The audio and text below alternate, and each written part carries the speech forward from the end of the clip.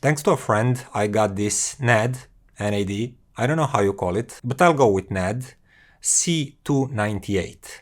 It's a power amplifier, and that means good old traditional power amplifier, without any volume knobs and things that remind you on the integrated amp, but then you still call it power amp, like Chinese manufacturers love to do these days, and they confuse buyers all over the world. No, this is a true power amp in the traditional meaning of that word. Because this device exists to give lots of power, meaning lots of voltage and lots of current that provide gain to your signal and amplify it for your speakers. And everything else, like buffering and volume attenuation, is done in your preamplifier. So if you look in the back, there are two sets of inputs. One is single-ended, RCAs. The other set is XLRs, which is balanced, and there is a switch between these two. Then there is a selectable gain level, and you can choose for it to be fixed or adjustable. And when it's adjustable, you can fine-tune it with this small potentiometer. So it's a continuous tuning, not just few levels. And that's neat. This way you can adjust it and make it work with basically any gear that you want. Then there is the AutoSense option that you can enable or disable. I personally love AutoSense option. This means that when you stop playing the music after some time, I think it's 20 minutes, the amplifier will go into standby. But once you start playing music again, it will detect the signal and immediately wake up from the standby. I love when amps work this way. And what else? On the right here you can see binding posts. They're of a full size, they function well. And there is a power inlet here, so this is a full size device with all of the power supply is done inside of the box. It's not in some sort of external brick.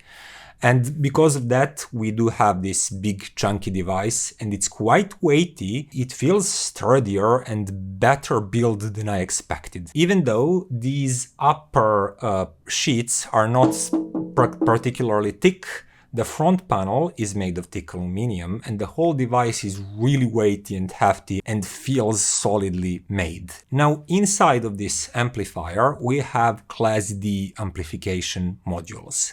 And these were made by NAD, but the technology itself is sourced from the Purify. And if you're not familiar with Purify Class D amps are one of the highest valued amplifiers on the market right now. And I already have some experience with Purify amplifiers from Audiophonics.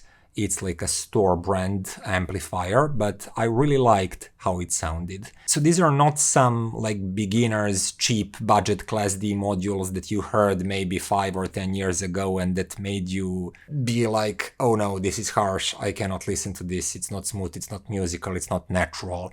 These are state-of-the-art Class D modules that if you don't know what they are, most of people would never notice if they're Class A, B or Class D. For now, I wanted to say only this. This is quite powerful amplifier. It has 200 watts into 8 ohms, and that nearly doubles into 4 and also into 2 ohms. I'll put that on the screen. Also, you can bridge these stereo amplifiers into one mono amplifier. That way, power goes to 700 watts. And I haven't tried it personally, because I would need a second one of these to try them as a dual mono setup. So today we are talking about C298 only as a stereo amplifier. When I first connected this amplifier into my system, it was later in the evening, and I started listening it at lower volumes and some like low-key music genres, acoustics, jazz, vocal music. And I did not try to listen critically, it was not warmed up properly yet, but I immediately liked how nice and kinda laid back it sounded. And it had enough warmth, enough just full bodiness in the sound. And I remember reading sometimes on the web and on forums that some people complained about thin and dry sound of this amplifier. But my first impression was quite opposite of that.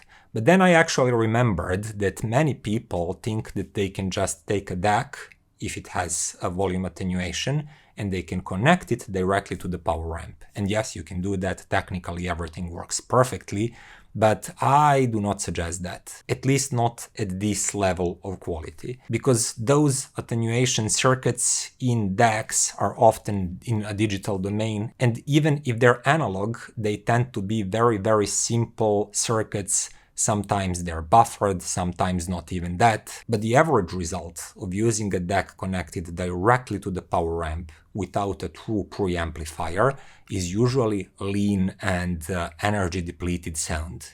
And all of the people that try using these powerful Class D amplifiers that way are usually unhappy with their sound.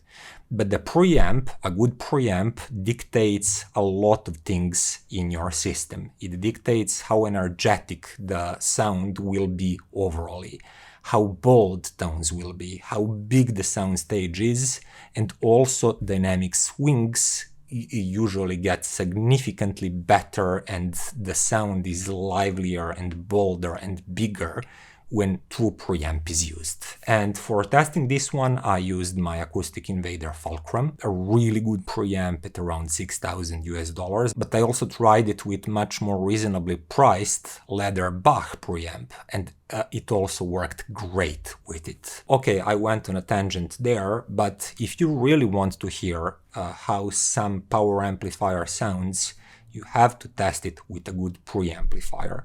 Otherwise, you're just hearing the efficiencies of the preamp circuit in your DAC or your all-in-one streamer and things like that. It's not that power amp does not have what you're lacking, it is usually the preamp section that is lacking all those things. Moving on with the sound of the NAD. So once you have a proper source preamp power amp setup, it does sound quite full and nice, smooth and refined too, and in a way laid back, as I said. Even though it is very informative, it reveals plenty of details and things happening in the recording, it actually has a relaxed and laid back character to it. Everything from deep bass to highest frequencies sounds quite refined and never edgy, harsh, dry, or intrusive in any way. All of the frequencies blend well together and the sound in general sounds as a whole.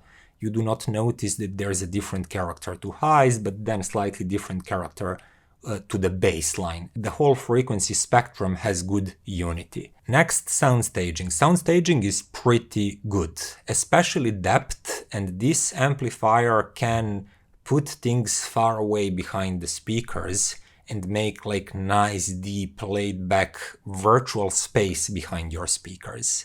Arranging things inside the soundstage is done well. It's not the most precise amplifier that I've heard, but it's good enough. And the soundstage width is once again good, not the best that I've ever heard. Using dual mono amplifiers usually does that channel separation and soundstage width better. And I suppose that using two of these in bridged mode would do that too. But we have a stereo one here, so I'm talking about that. Lastly, let's talk about dynamics.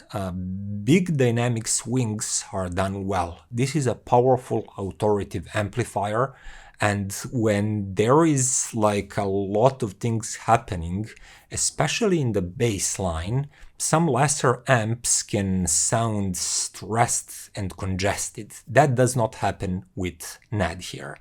It creates big, powerful sound with ease, and it can swing up and down once again easily. You just feel the might and power. And if you take a budget amplifier that has equal amount of power on paper, like a very, very affordable Class D SMSL amplifier or Fosse amplifiers that are really popular and they sound really clean, they will match this amp in many things, but they will not match the scale and just ease of putting a lot of bass and lots of dynamics in big, complex tracks. And this one can do that. But let's do some comparisons and see how good it actually is. I first compared it with Acoustic Invader preamp. Acoustic Invader is a local brand here in Serbia that I use for some time now and I really do like. And this amp goes for 1,500 euros. And it's based on iiPower 1200 module. And when faced directly, Acoustic Invader Amp sounds grippier and more precise in the bass region. But at the same time, it feels a bit shallower with the bass. It's faster, slightly more precise and just grippier, but not as weighty and as full as it is with NAD.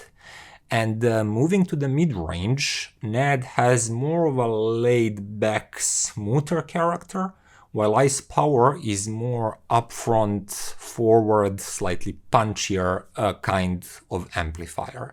Finally, in highs, both of these are quite refined. Acoustic Invader is slightly laid back and not as open and as well extended in highs. It sounds a bit like NOS DAC. Those highs are there, you can hear details, but it doesn't really have true extension that gives brilliance to high frequencies. NAD is doing that better, in my opinion and to my ears. It has slightly smoother, slightly more refined highs, but all in all, these two perform quite similarly, just with different set of qualities and they have different tonal character. So if you prefer a weightier, fuller sound, with more laid-back mid-range and like nicer, more refined highs, you would probably prefer NAD. On the other hand, if you want grippier, tighter bass line, more mid-range forward kind of sound, and you like slightly rolled off NOS-like highs, you might like Acoustic Invader more. And that will equally depend on your preferences and the rest of your system. If you have big, fatty sounding speakers in a relatively small space, Acoustic Invader will probably control that bass better. On the other hand, if you have smallish speakers that are leaner sounding in their nature, the NAD will probably make them sound bigger and just weightier and heftier, and it's something for you to decide. But my next comparison was with Topping B200 monoblock amps. Each monoblock is $600, two of them are 1200s, which is half the price of the NAD. But to be completely fair here, the prices are not directly comparable because you buy Topping from online shops and they have their own warranty and guarantees that can be better or worse, but NAD is sold through a traditional distribution network. For example, here in Serbia, I can go to the shop in Belgrade and I can just purchase this amp and I get 2-year warranty. If anything happens, I just go here locally and I know that distributor. The shop is trustworthy, it's operating for several decades, and I'm fully sure that if anything happens, it will be sorted out to my satisfaction.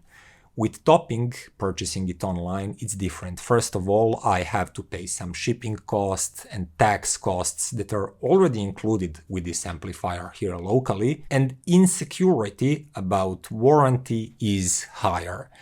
But I leave all of that to weigh for you personally. Here today I'm only going to compare their sonics. In that regard, I have to say that I have to give some preference to Topping B200 monoblocks. To my ears, they sound a bit cleaner and crisper, but not in an annoying and edgy way. The background is slightly darker and it feels deeper in an empty, dark, deep way, and then tones emerge cleaner and are separated better. With NAD here, all of that is blended a bit more And while sound on its own is very clear and revealing and soundstage is good and deep, that overall clarity and the sensation of background darkness is not as good as with toppings. Also, when there is like very alive and punchy kind of song and track, toppings do sound livelier and snappier. And NAD keeps its more laid-back nature, which you might like, especially if you have slightly aggressive speakers, slightly leaner and brighter. This laid-back, kinda almost blended nature would maybe sound more pleasant to you. But I think that objectively speaking, B200s are technically more accomplished amplifiers. They do sound a bit cleaner, three-dimensionality is a bit better. I do feel that they have better scaling from back to front of the speakers. In some recordings, they can sound equally laid back as NAD, but with some other recordings that are recorded differently, that sound can get closer to you. The soundstage balloon can get a bit closer to you and sound more engaging and punchier. To put it simply and shortly, sonic-wise, I do prefer topping amplifiers. Everything else, like risk-taking, warranty conditions, and just purchasing conditions, I leave that up to you. Which leads me to the conclusion. This NAD is a fine amplifier. It has revealing, yet nicely full, and in a way, almost laid-back kind of sound. And I know that some of you would like that. But the pricing at $2,400 is, compared to these brands, smaller, newer, selling directly to customers, it's on a higher side. When you compare its performance to some of these newer but more affordable amps, it doesn't feel all that justified. A friend that is loaning this one to me got it on a second-hand market for almost half the price of a new one, and at that price point, I think this is a good amplifier and like a good purchase. But if your only option is to pay the full price for it, I'm not so sure anymore. I would try to shop around and look around a bit more before I make that decision. And that would be all for today, guys. Hope you liked the video. See you next time.